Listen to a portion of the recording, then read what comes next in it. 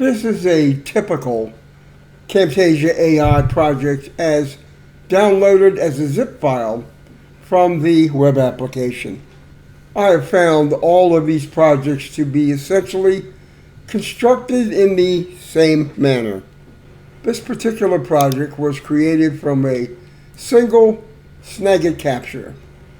It has multiple scenes. Each scene is delineated on track 5 by these separate call-out sections here.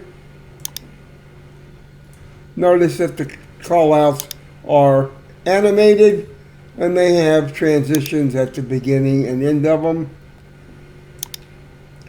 If you have multiple images in a project, you may have a lot more of these sections. But basically, this project has multiple scenes made from this one image.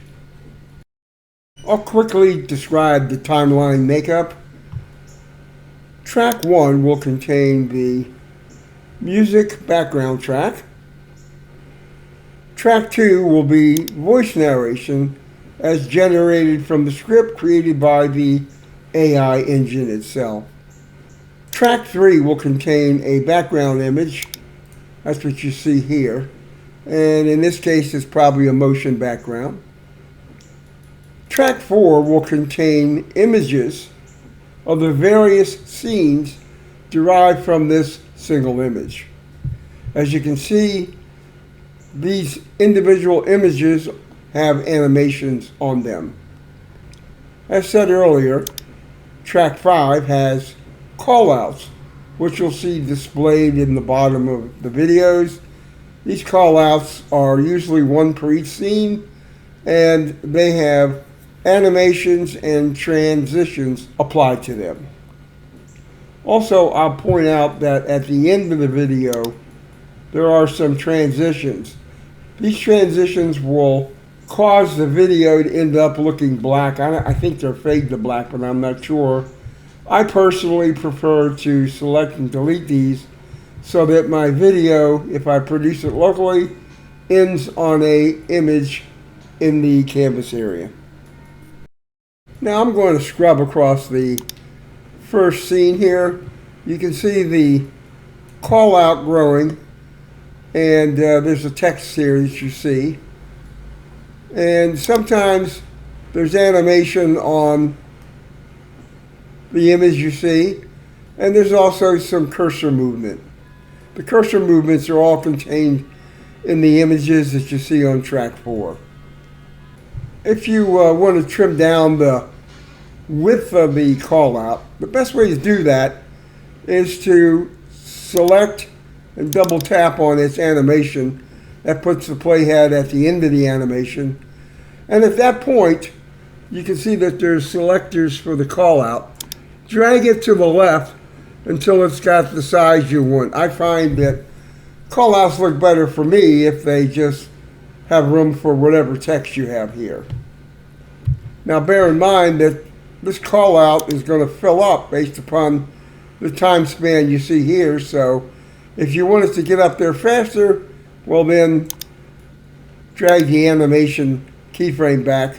That way it'll grow to the size you want a lot earlier and stay that way.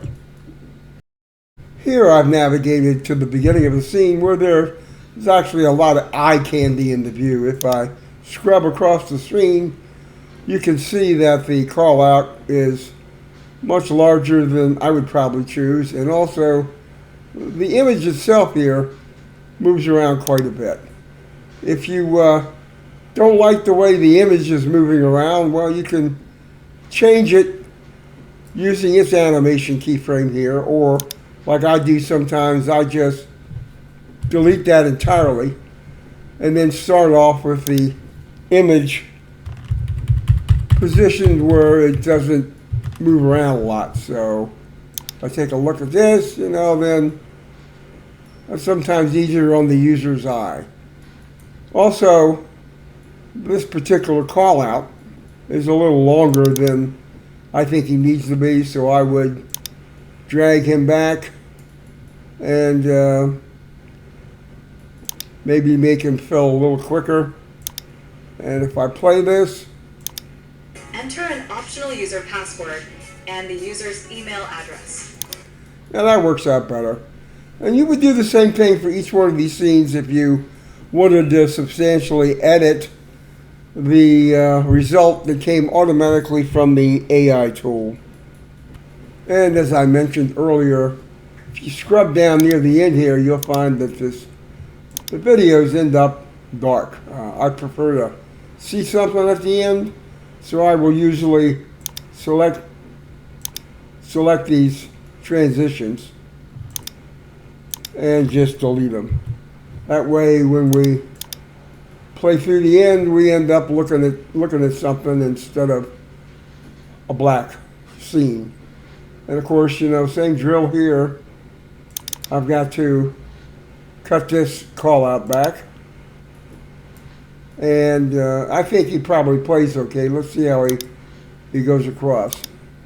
Use the stop button to exit the user profile form. Yeah, that might be okay. The AI engine will add cursor and clicks to the scenes. And if I scrub this area, for instance, you can see we have a cursor click here, and it kind of matches what's in the narration. If you want to edit the cursor at all, you can select the scene image here, go over here to the cursor property, and you can edit the cursor path if you want to move where it is.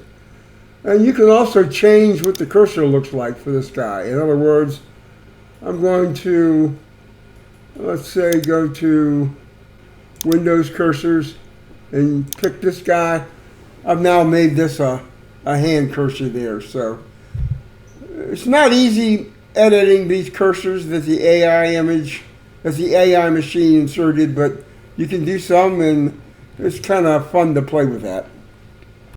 A final comment I'll make regards what's really on the narration track. And again, that's track 2 here.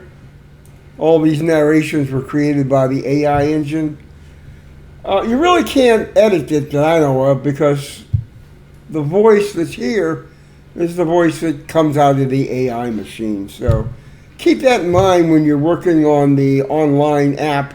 That's where you need to change any of the transcript for a scene so that you get the voice and the words that you want in your final video. Once you download it, you won't be able to really edit this to the best of my understanding.